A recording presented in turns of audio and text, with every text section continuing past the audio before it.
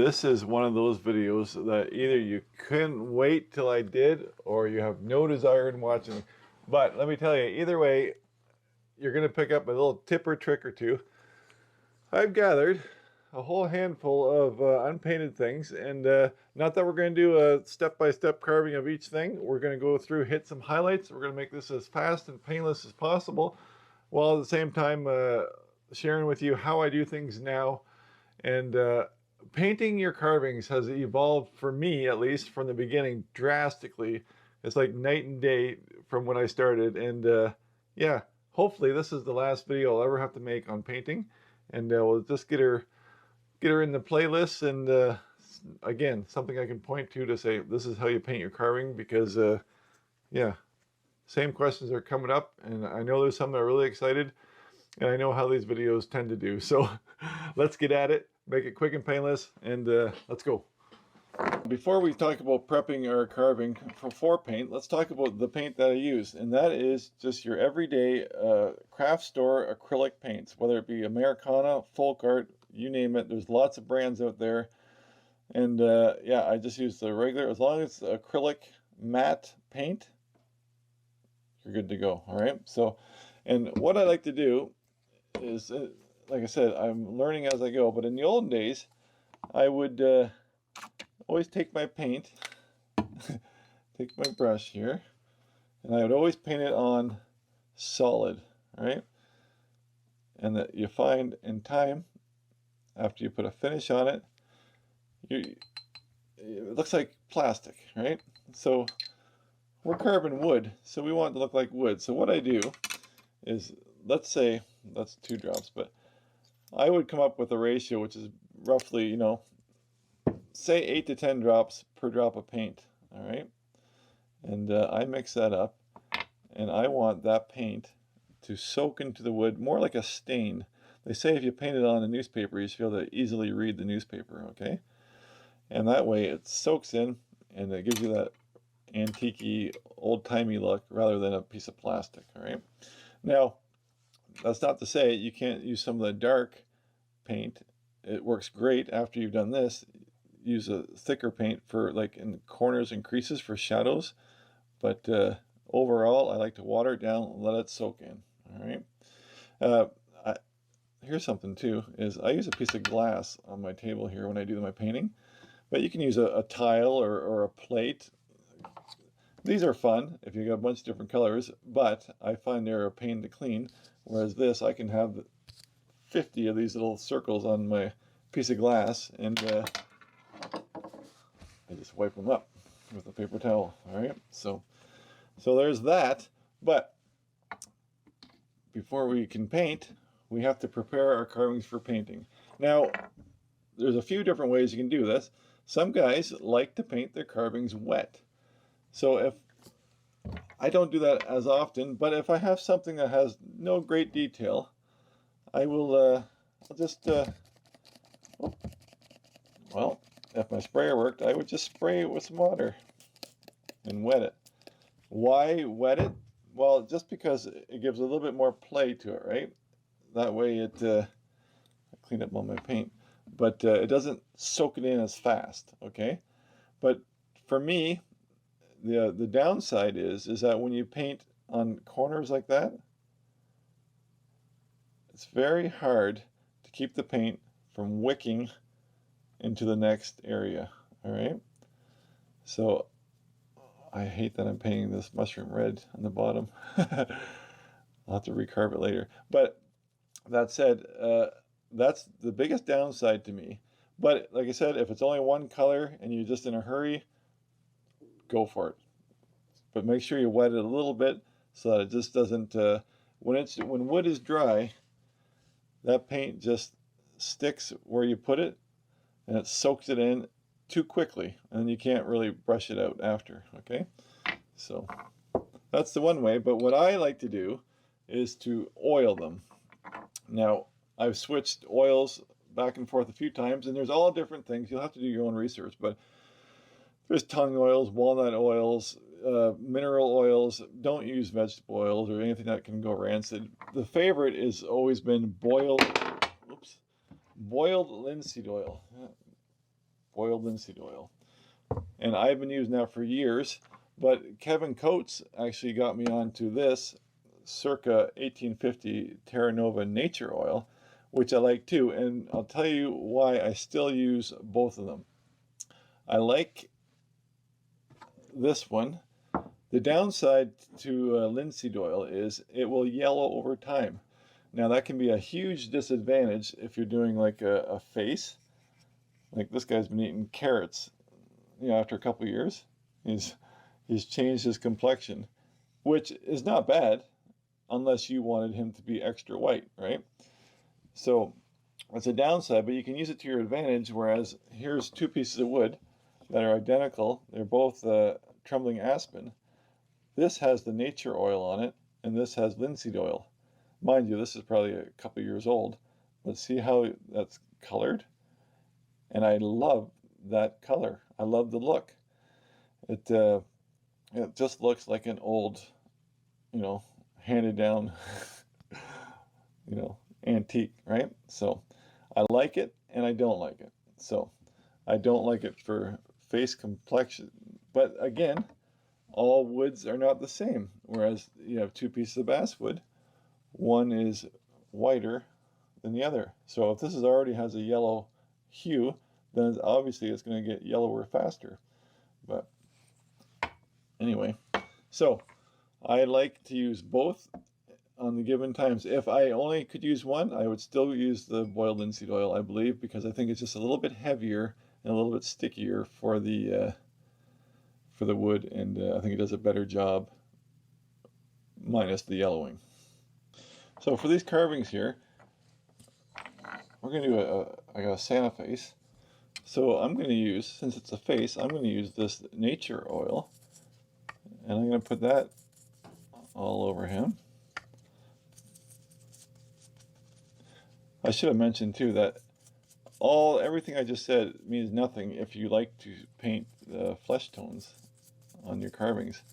I like to leave the wood. If I can, I'll leave the wood, unless I'm going for some certain race or other, but normally they're white, so I keep them white. And yeah, so I don't use flesh tones very often at all. So, but that said, I can finish that too. But something like this, little comfort bird. Well, I'm not even going to paint the comfort bird, so I may just pop him in there and let him soak. And I'm telling you, when that guy comes out, comfort birds are made to be handled into like stress birds, stress balls. So I'm going to let that soak for a little bit, and when I pull that out, that is going to be a hand-me-down heirloom that the patina is only going to get better and better and better. And same with all these though. If I'm going to paint them, I could brush them all on, but I can just pop them all in here too and just give them a little bit of that. Throw a bear in there. So there you go. I'm going to keep the nature oil on this one, and I don't let these dry for too long. Let's say you're carving this and it's bedtime and you just want to finish carving it. Well, then I might actually put the oil on it and let it dry overnight, because it probably is a better job than painting it wet.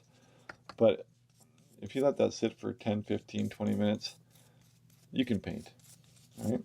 So I will pull these out and give them about 15 minutes, and then we'll start painting. While we're waiting for that oil to dry, it's a good time to thank our sponsor, and this week's sponsor is this guy. You guys have been asking for merch for a while, and I'm always hesitant in making that kind of stuff, but this time I came up with something with a little bit of a twist on it. It's kind of fun. So check out all the new merch that I've got going, and yeah, have a look. I'm only doing this for a limited time, so I'm only putting a link in the description of this video, and if the link's there, if you're watching this later and the link is gone, it's gone, and we'll do something different next year if there's a need. But for now, limited time, link in the description. Check it out. Let's paint. One thing I forgot to mention before oiling, if you just carve this guy and your hands are grubby and dirty paws, then it's a good idea to take a nail brush or something and some soapy water and give it a wash first and get all the little oily, dirty fingerprints and marks off it.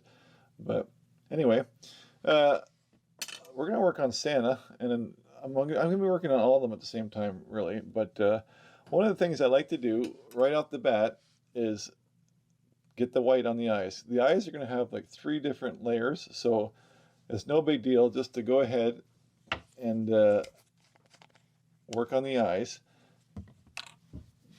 in steps, right? So what I'd like to do is find my paintbrush. Experts tell you before you start painting to dip your paintbrush and make it wet. That way the paint doesn't get sucked up into the brush here where it dries, and you know how that goes with the crusty brushes. So they say that works, so I believe them. Now also, I said 2 seconds ago I don't like to use solid paint, but the eyeball is the place that I do, because I want solid paint. Now this is a white, but I never use a brilliant white color on the eyeballs, all right? I always do an off-white, a parchment white, vintage white even, something that isn't going to shine, all right? So, to one side, all right?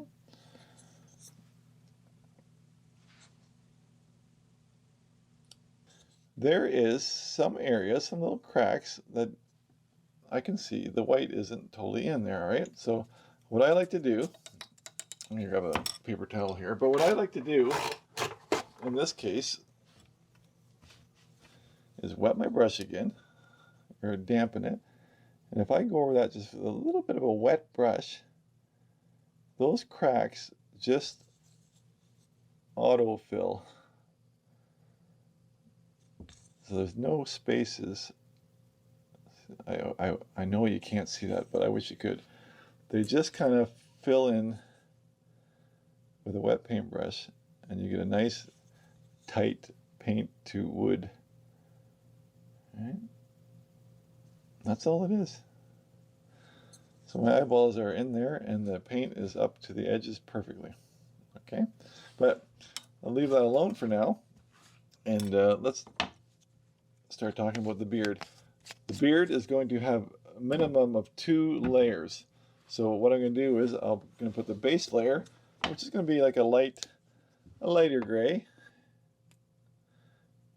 All right, I'll put some water with that.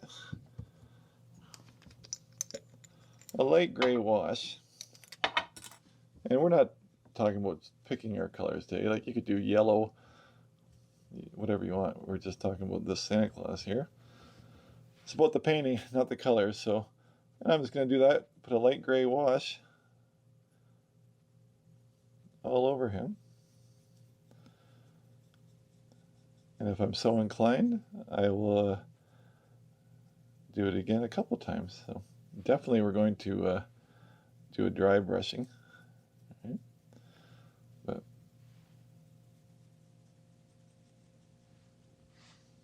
so I was a little zealous. I could have a little bit more with the water. I could have a little bit more paint with that. Like I said, just enough that you can see through it, right? That's a little bit better.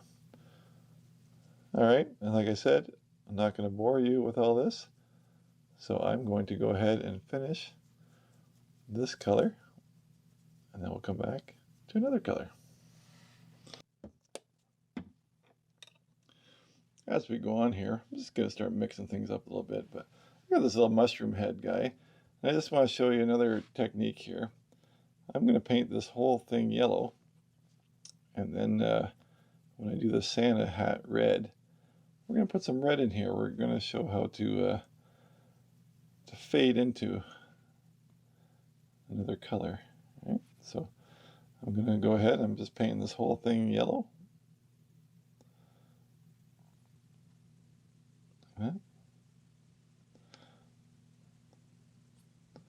And see, like I said, since I oiled this, the color isn't jumping over onto the bottom of the mushroom. See?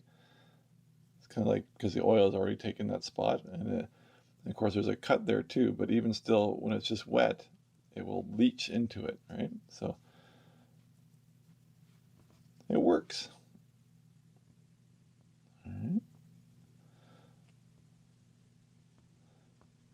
Now the downside about the oil also is, you can see I've painted that beard light on there.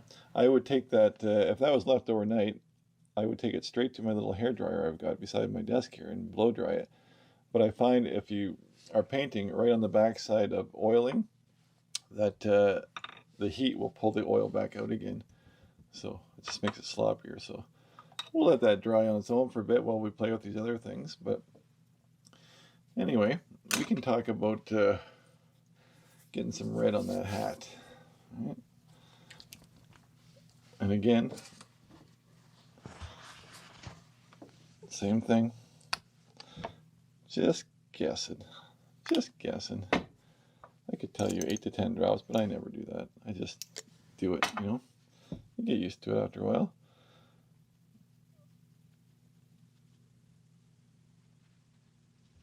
So, I'm going to take that.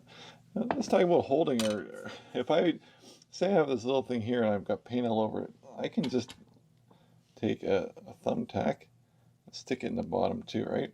And I can hold it by a thumbtack and paint. Makes it easier. Something bigger, I think I got this idea from Dave Stetson years ago, but I just cut off a screw and drilled a hole and glued it into a stick for the bigger stuff. But for most of the stuff, a tack is more than you need, or you don't even need that. So anyway, we'll make this mushroom red, but I can just confidently go right against that edge there and know that it's not going to suck it over. Right?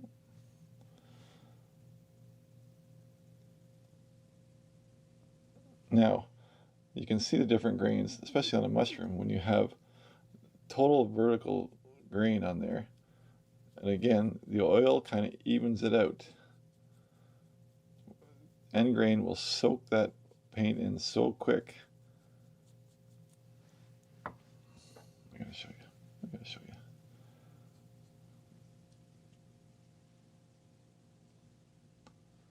And there's no playing with it once it's in there, right? So it's gone. But the oil evens it out so that the grain on the side is pretty much the same look. It may be soak it in a little bit heavier, but it's not so bad. All right, and then we got this yellow guy here. Now remember, we talked about that, so I'm just going to put a little bit of red. I'll start in the bottom here. Work my way around.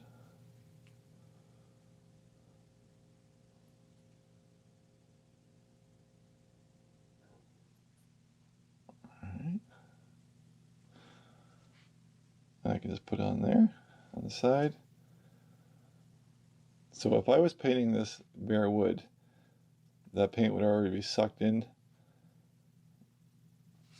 It would already be sucked into the wood, but since it's oiled, I can just kind of maneuver it a little bit. See that? I can just I can soften that edge. See that? That looks kind of cool. Right? Just fade the colors. I could put green on top if I wanted to. Well, why don't I? Why don't I? I don't have to just talk about it. That's dark green, but whatever. Put a little bit of green on top.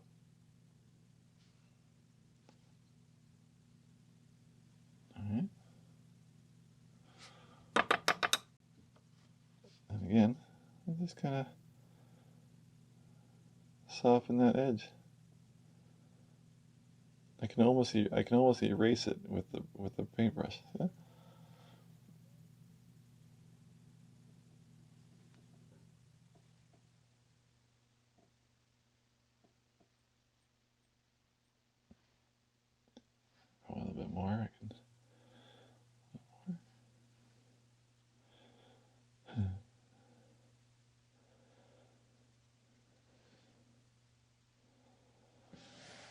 That looks kind of cool, right? So let's put that aside to dry. And what did we start out doing? Oh yeah, the hat, Santa's hat. This is my plan. Just jump all over the place and show you whatever I can and see how we make out. All right. So.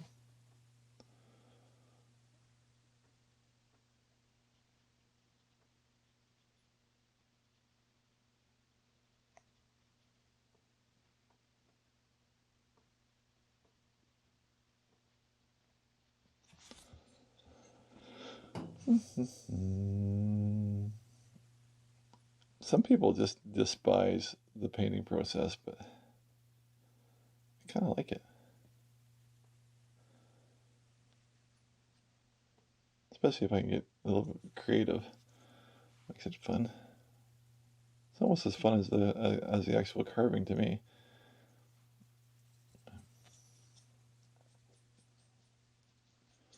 Okay, hat's painted.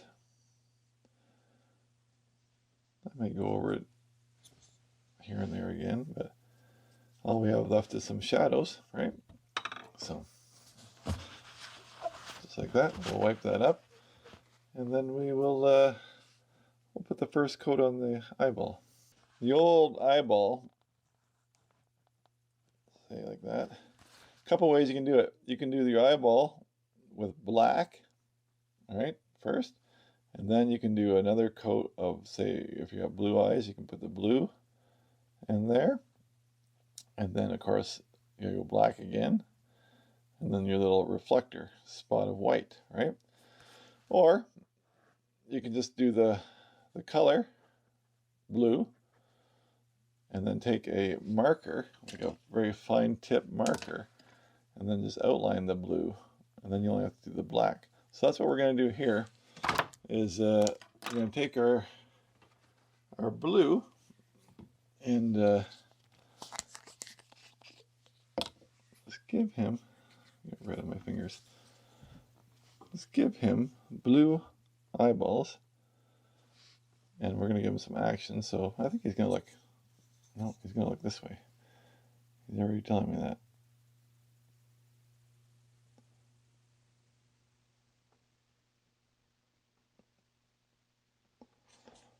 All right, one and two. I am no, I should have said this earlier too, paintbrushes. What kind of paintbrushes do you use? Whatever I like. I have no, I'm not no connoisseur of the paintbrushes. I look at the shapes, and if they're good for acrylic, I'll buy them. All right. So as far as numbers and whatnot go, I don't know. So there you go. So there's our blue, and we're just gonna let that dry now. And yeah, we'll come back to it again. All right. But yeah, I like him looking one way or the other. It gives a little bit of action, right? So I goobered a little bit on here, so I'll just take my wet brush and just paint it out. All right. Vintage white is what we're going to do the trim. All right.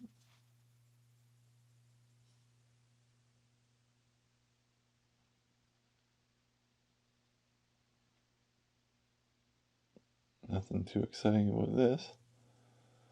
All right. Paint against the hair.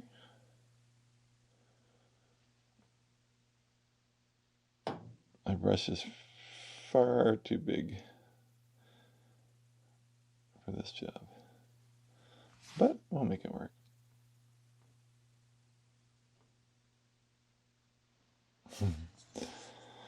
All right, in there, get in there.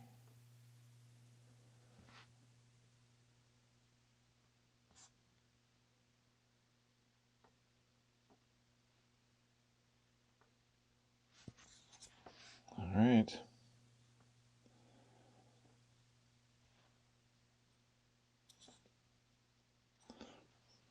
that dry.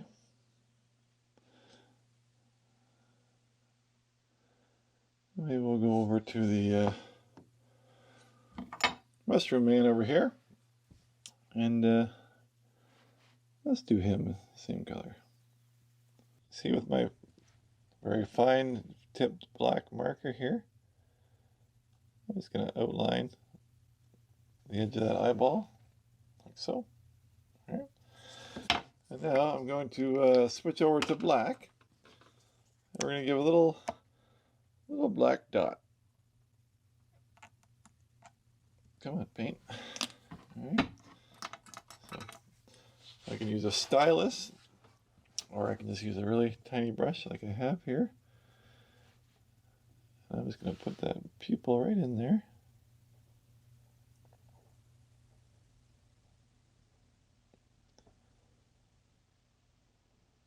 And leaving a ring of blue. I hope you can see that. I know I can hardly see it in the camera.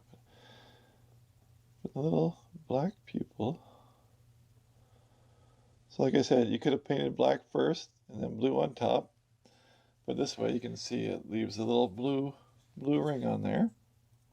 And then we're going to come back with our little reflective white spot. But I painted the eyes on just a simple bear here, because we're not going to have any color there. We're just going to put 2 black eyeballs.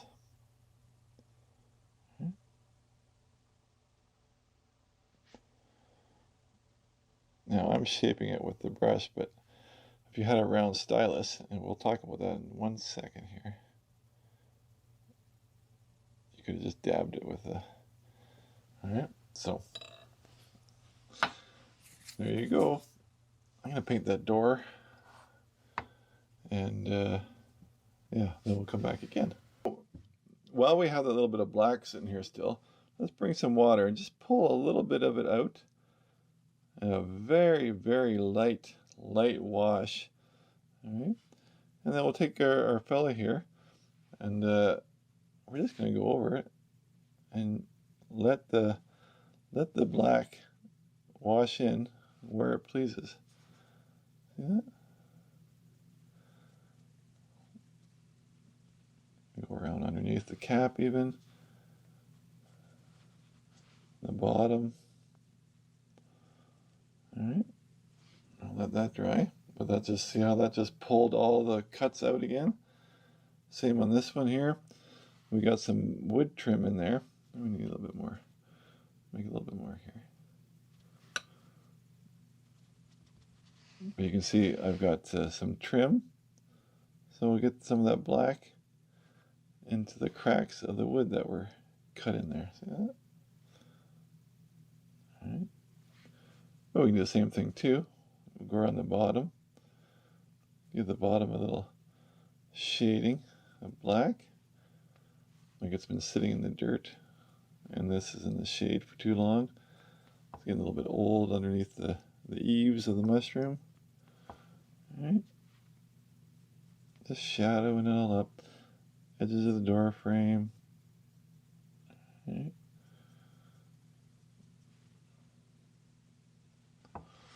Let's take some water. Just kind of blend it. No hard edges. There. Okay, with that. Yeah, he'll be fine. We could do the same thing even with the beard here if we want to get some of the little cracks. We really want to show some cracks there. You can get some black in there. Up under the nose. We can wash it out too. So if we get too much, but look at all the mustache. We get some of that down into all these little nooks and crannies.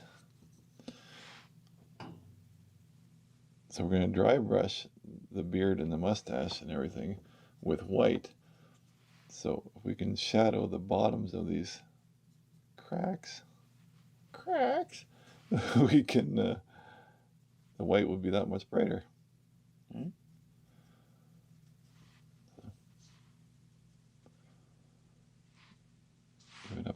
eyebrows.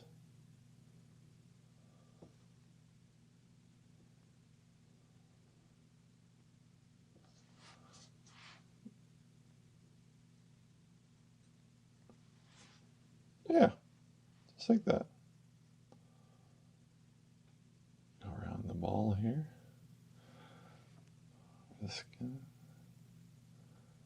You get the idea. All right.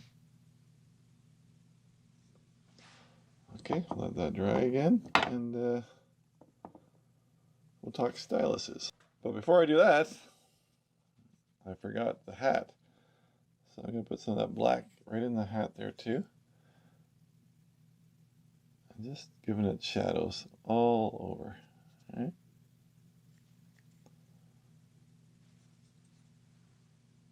Right across there too. So I could have done this with a, if that's red, I could use a purple or anything darker.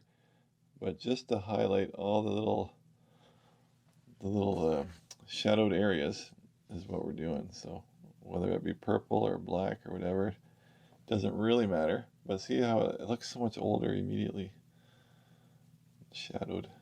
I dig it. So, all right, one more.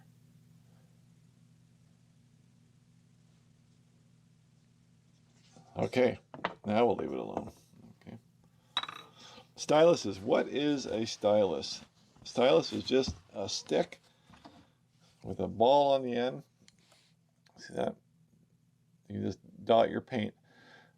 Toothpick is a stylus. All right. There's nothing fancy. You know what I found to be one of my favorite stylus, and it comes in all different sizes. Drill bits. I use the drill bits for different sizes, or forget it all together and just get yourself a really fine little brush. All right. But the point is, I'm going to take this titanium white, and I'm going to just make these eyes on Mr. Santa Claus come alive with a drop of paint. All right. So, right. Doesn't matter where you put them, as long as you put them the same on both eyes. All right. See that? He just came alive. Sometimes I'll put a teeny tiny dot below it too. You could also put a swipe with your paintbrush too. It's all the same. Our little bear here, these kind of act as the pupils too. So, see, he's alive. That just kind of gives him a soul when you do that, right? But this guy won't need it, but let's say we want to put some dots on here. What do we want to do? Like, let's stick with white. I like white. So I can take my stylus or a drill bit or whatever I want, but I want to put some white dots on here. I'll just run it around like that. A few here and there. I'm always torn. Either I don't do enough or I do too many, but you can change the sizes. But you know that. You know that.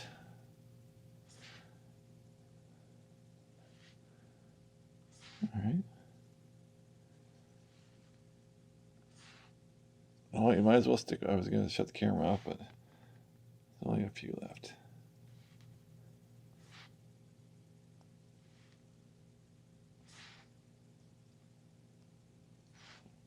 There we go. Good enough. Titanium white, this is. Very bright white. All right. So, same thing. Sticking her in there. Then I'm going to go and paper towel. Just wipe her off. All right. I'm going to start on the bottom where you don't really see to make sure I don't have too much on. And then here we go.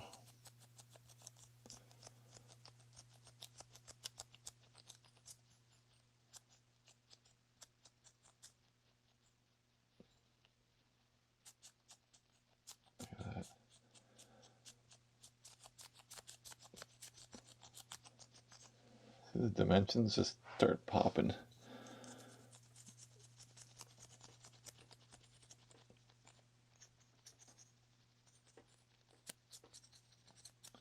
Let me do it again. One more time.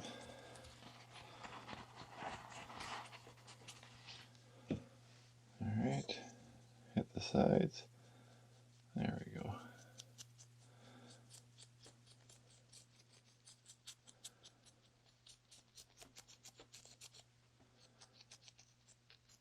Oh, I just love all the layers.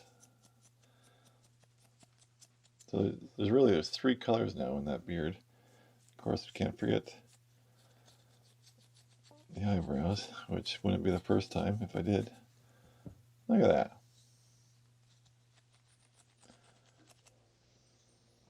that.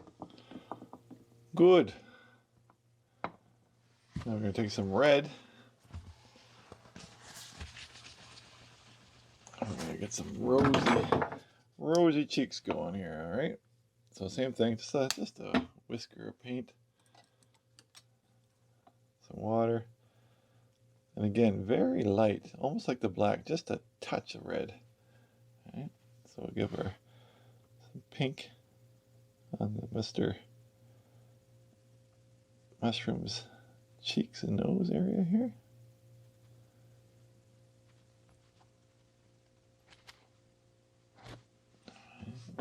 Wash it out of the eyes.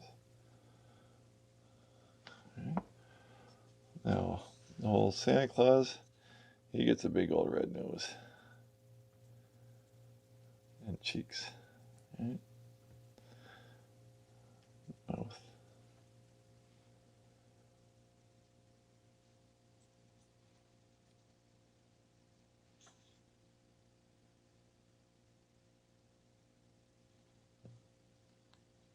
Look at that.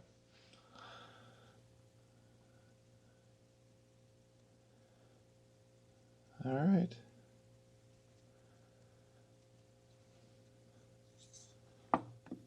There's Santa Claus. There's our little mushroom dude. He's kind of ugly, but there's our little house and our bear. All done but the finishing. But before we do that, in the old days I used to do antiquing. And that antiquing is where I would take like a antiquing solution, Folk Arts antiquing medium, or even an antiquing wax, and I would rub it down, and it looked, because I didn't seal the carvings first, they looked like I rolled them in mud. They were terrible looking. I had solid paint and dirty looking mud put on top of it. So I don't do this so much anymore, but I did prepare a little block here, and I put some grooves in it, okay? And what I did, I painted it cream, but I gave it a spray of this Americana Sealer Finisher acrylic again, but you can use like a acrylic matte finish, anything, just as long as you seal it with something.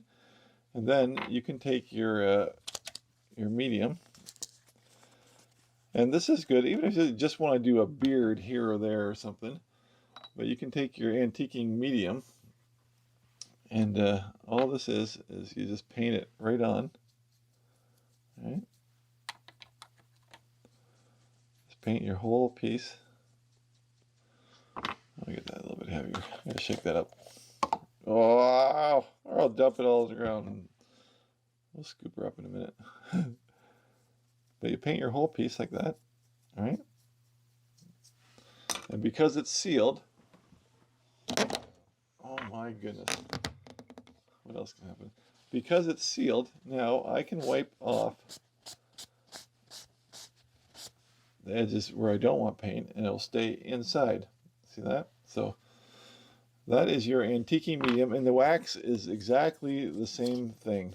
Same thing with this Art Minds water-based semi-transparent wax. It's the same color pretty much as this one, and yeah. So that's the proper way to use antiquing. Seal your carving and then apply it, and then you can wipe it off. Right? So, okay. As far as finishes go, you can buy a clear acrylic matte finish in all these folk arty acrylics. Or, like I said before, you can give it a spray with some kind of polyurethane or acrylic sealer like this Americana, right? But my